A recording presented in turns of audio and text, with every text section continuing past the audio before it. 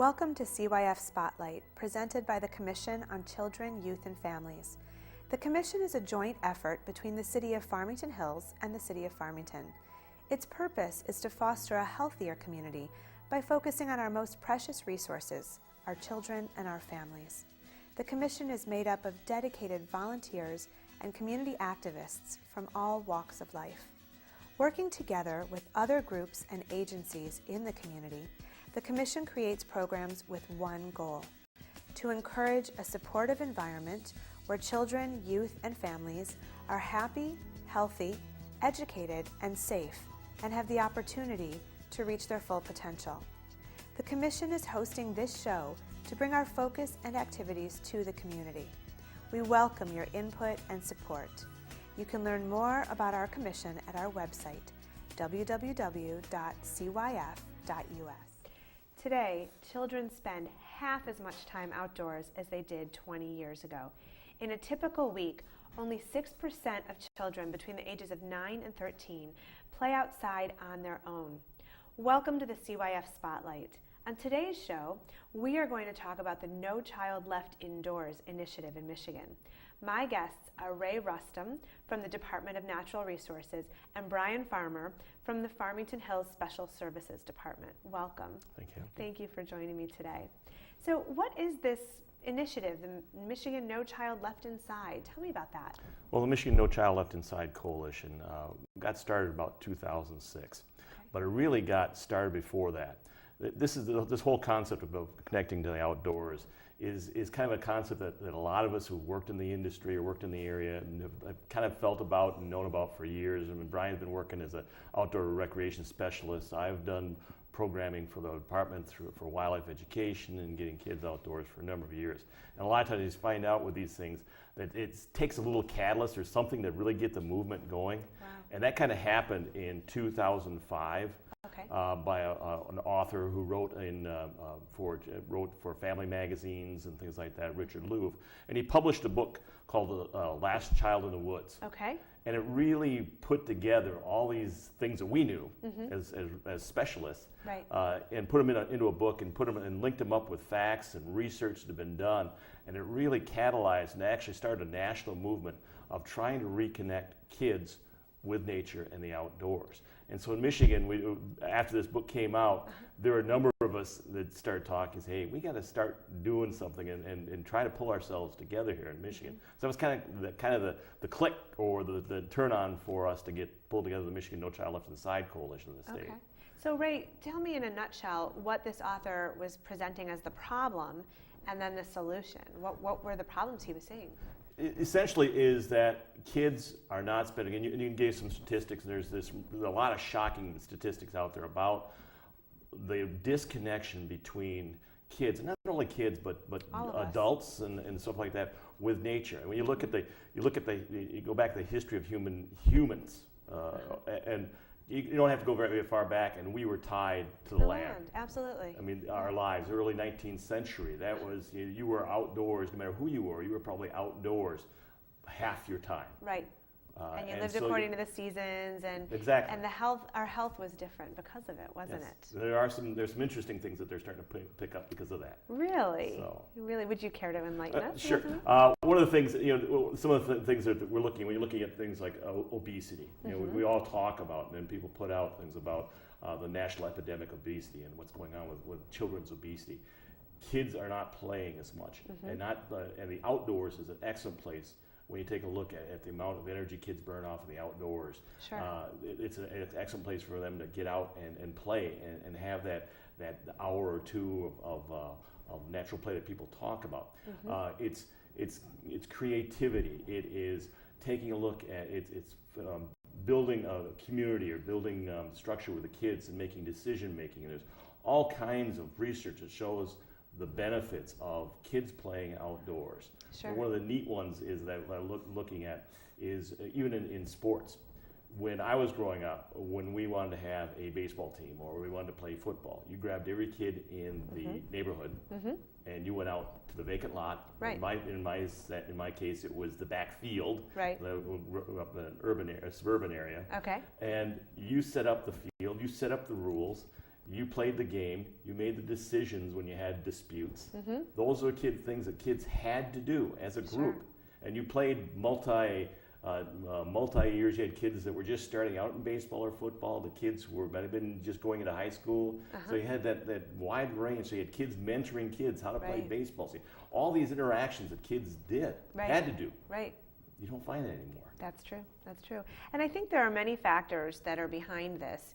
I mean, it seems like our society is faster paced than ever. Everybody's over-programmed. And as we discussed before the show, as the mom of 4 kids, I get nervous letting them be outside unsupervised because of all the God forbids and who knows who's out there. It wasn't like that when we were kids. Are there other reasons that you think kids are not outside as much as they used to be? I would say you're right on there, stranger danger and the whole, and again, things have always happened in the past, and now you've got more resources for technology, the media, and hearing what's going on out there. So we, like in the recreation world, we do, in terms of programming, we try to tell people that you do need a balance, and it comes down to the parents and what your choice is. Do you want to get your kid involved in 5 different programs 5 days a week, or do you want to say, you could pick 1 or 2, but after that, go in the backyard, play on the swing set. You don't have to go far. You don't have to go down to the block to play, but you still can go in your own backyard or your front yard if you don't feel like that is, the safe spot. Absolutely. But it's really getting outdoors and finding that there's another a local person, Liz Goodenow, which The Secret Spaces of Childhood, another book. Oh, wow. And she said everybody has their own spot, and everybody can think back, where was that spot when you were growing up that you just remember so well that it helped develop you.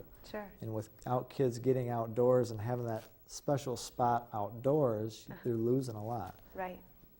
Now, also, I'm sure we're going to get into this as we move our conversation forward, but are there things that families can do together, not just let the kids go out and play, but how about take a walk in the evening or go for a hike together? I mean, we have lots of trails, lots of opportunities around here, well, that's exactly it. Is that one of the issues I think is that one of the things you look at now is that we have a generation of parents. We've gotten down so far, we have a generation of parents who aren't familiar with the outdoors that are raising the next generation of kids.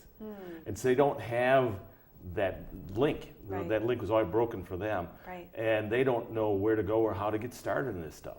And so that's why you've got programs like Farmington Hills or Oakland County Parks or the state park system here on Clinton Metro Parks that you've got down here in southeast Michigan. Sure. They're great places to start. You mentioned the trails. We've got a big initiative going on with the department right now.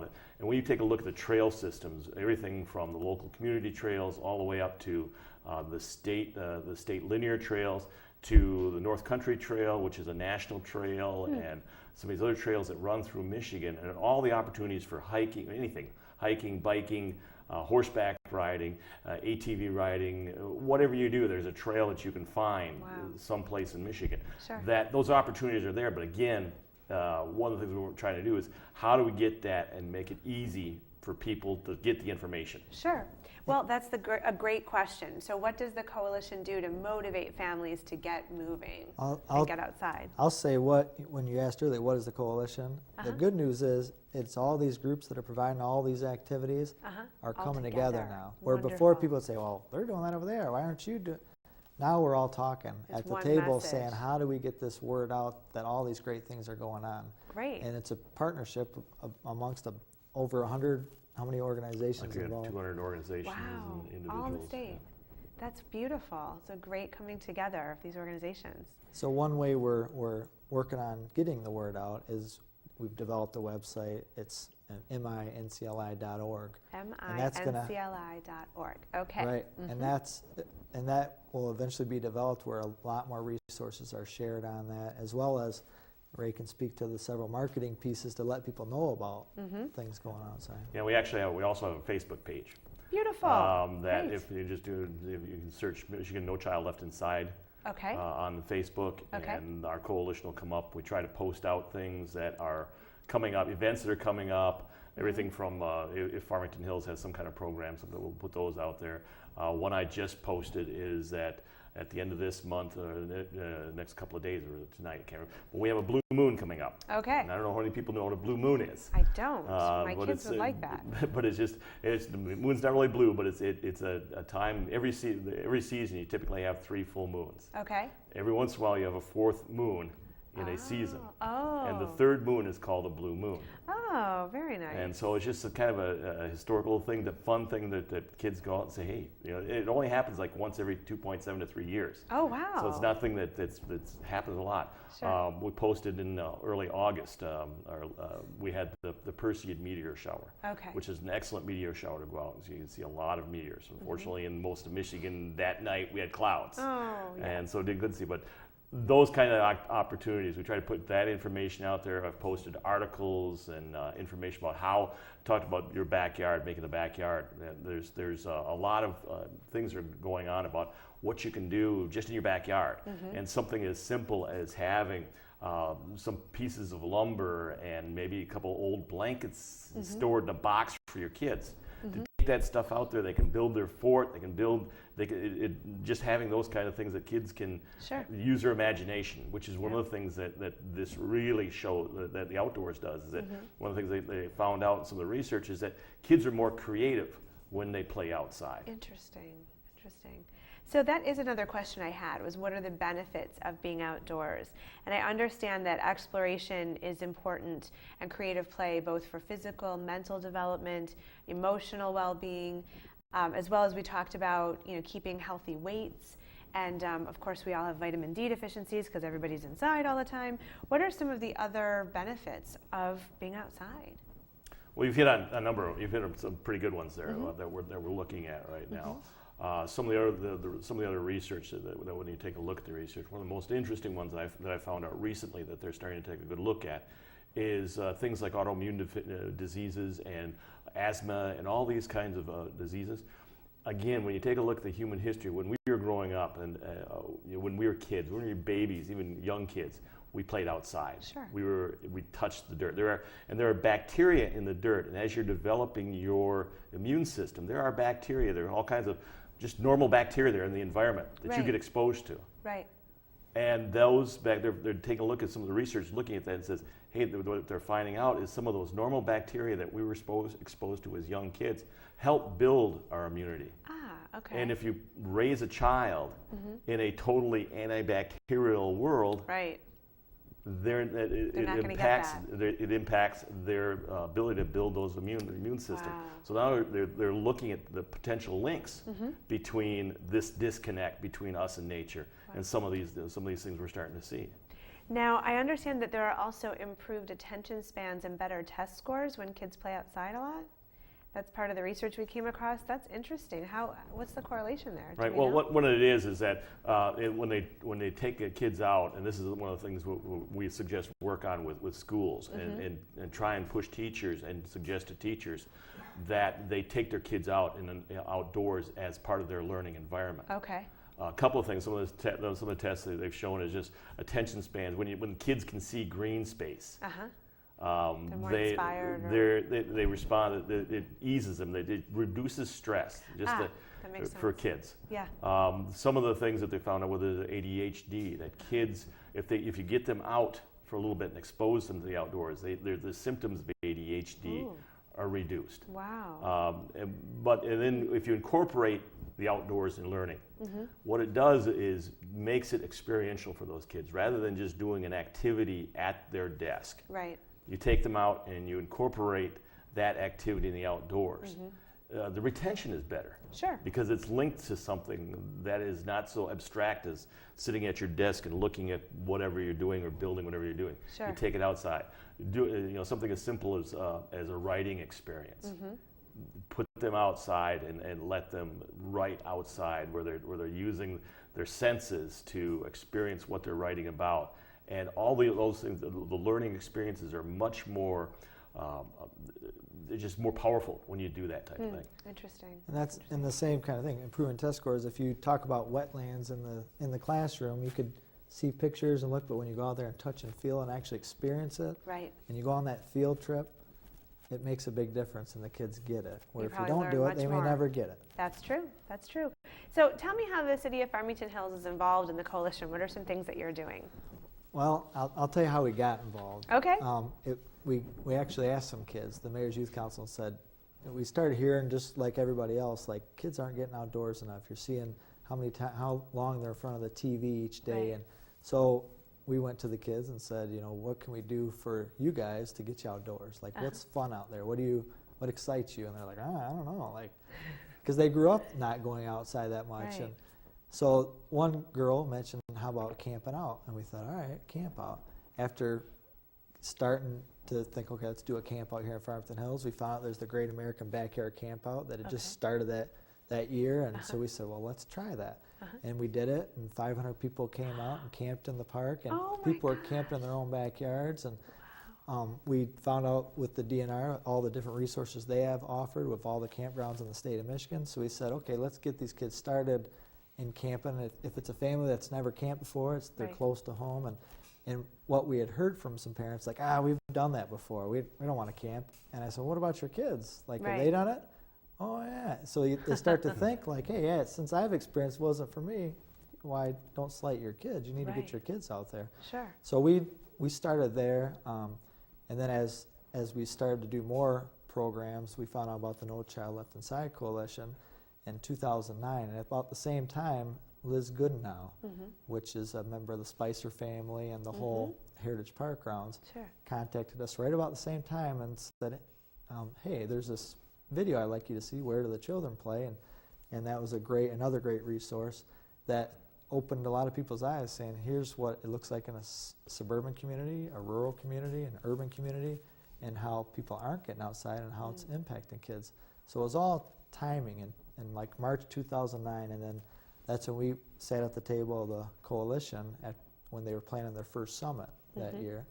And that's we became involved and been involved ever since. Now we're members of the steering committee and are trying to keep our community connected with all that's going on. And we've developed a lot of great partnerships because of it. That's great. Our nature center now has really exploded with programs, and people are going there. It's every day you're going to see someone in that nature center, and a lot more happening outdoor related. That's beautiful. Events, same thing. We do a lot of family events, the camp out.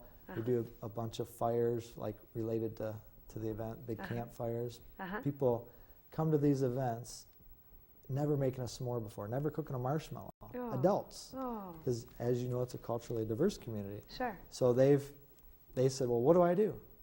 And we show them, well, you put the marshmallow on there and you cook it. And people just don't know because they're not getting outside enough. So it helps them to really, to get more comfortable with it through an event, and then they start to do it on their own, go on the trails and get more involved on during their unstructured time. Right, and just sort of explore and see where it takes them. So where are we headed with this? What's the vision for this coalition down the road? What would we like to see have happen here? Well, one of the things we came across early on and made a decision about is that this is nothing, reconnecting kids outdoors. We're not going to be able to mandate this. This is nothing you can't say at the national level or state level or whatever. You will get your kids outdoors. So this has really got to happen at the community level through recreation programs like Farmington Hills has, or parents who get interested in doing this, or organizations that are some of our, like Michigan Audubon or some of these other conservation organizations, providing opportunities for people. So that's kind of where our vision is, that we get all these entities and people involved in working on this and putting these things out, and work through other groups like the Michigan Alliance for Environmental Outdoor Education, which was kind of one of the primary people that helped get this kicked off, and their big interest is environmental education and outdoor education. So just working through those kind of groups and introducing people. What I'd like to see, I guess our total vision is that we have communities and people that are seeking to get outdoors, looking for ways to get outdoors, and trying to and reconnecting their kids. One of the stories that I came across in this whole thing was one when they had a blackout. I think it was in Los Angeles, and they started getting the community centers and things, guys getting all kinds of these calls about what was something up in the sky, and they discovered what these people were looking at was the Milky Way. Oh my gosh! That in these urban areas, because of the lights and things like that, they never saw saw the Milky Way. And when you think about that, you think about the city, how many people live in cities when they look up in the sky because of the night light, the lights from the city, don't experience those things. And again, it's another one of those cultural things that when you look back, the sky was the storybook for a lot of those cultures. Yes, you're absolutely right. And how that's being missed. Yes. So you want to get those back and try to get people back to that, looking at the outdoors and nature that way. Now, you said you have a website and a Facebook page, and you have some marketing initiatives that you're going to be putting out there to try to educate people about the importance. Right. We've developed some flyers that we put out there. We've also developed some ads that people can, if you go to the website, there's some ads out there you can pick up, and anybody who has a little publication there, they're free to use those ads. Okay. We're looking at, we have a calendar on our website that we're trying to populate with things that are going on, that kind of the outdoor things to get people moving in that direction. Things happening in Farmington and Farmington Hills, right, for example. And like we just did a first time a day on the Capitol Lawn, which was in Lansing, which a lot of communities brought their camps in. And once the kids get exposed to a lot of these different activities and the staff that run these camps, they learn about some new things they could do outdoor related. Wow. And again, that markets of more what you can do. In Farmington Hills, we do a thing called Nature Incorporated, where our Nature Center staff visits a camp once a week and does an activity like pond dipping, where they go out with the nets and get some, or bugs off different branches. And just, it's amazing what you can find in nature. And that trains the staff on how to do it, because a lot of them have been brought up in the outdoors, and it also teaches the kids something new, and they get really excited about doing it again and again. Yeah. So where do they learn to get outdoors? Not as much anymore at home, because unless the parents are getting them outdoors. Right. Not much in the school, because there's less field trips, but when they're coming to camps and events, our job is to, how do we expose them and help them to get that exposure. One of the neat things about this too is that we talk about the technology. We mentioned that the technology was one of the things that's distracting kids. Right. But when you look at this, technology is here. It's going to be here. So one of the things we're looking at is, okay, we're realizing that technology is here, and kids are going to be carrying their iPhones, they're going to be carrying iPads, and carrying all these types of devices. Right. How do we get them to utilize those things? Well, there are now apps out there. There are astronomy apps that you can use to help you identify constellations. There are birding apps. There are tree identification apps. So these things are starting to be developed. Yeah. So they actually now, those people, when those kids were growing up utilizing this technology, now their technology is relevant in the outdoors too. Interesting. And so it really is trying to say, okay, these are things we know are happening. Right. Now, how do we connect this up with the outdoors and make those kinds of connections? So it's kind of those kind of things too.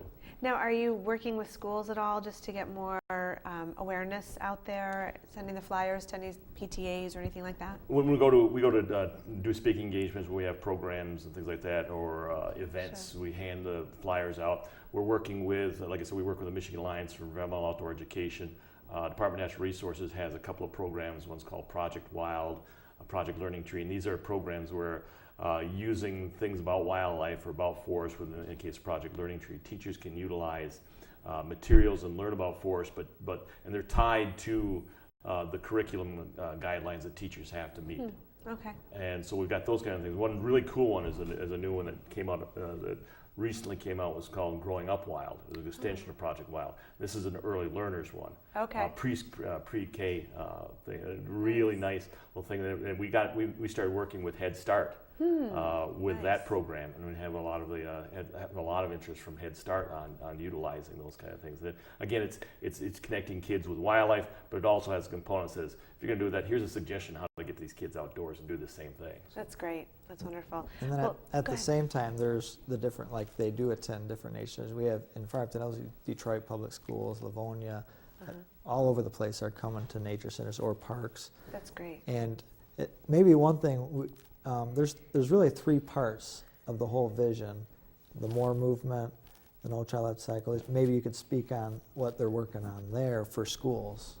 Yeah, the more movement really is taking, ours is just kind of the reconnection. Okay. And you got, as I said, Michigan Alliance for Environmental Outdoor Education, which is looking at the environmental ed piece and school piece. Sure. More movement is a movement that's looking as kind of how do we do, there's some national legislation that's been proposed to provide funding.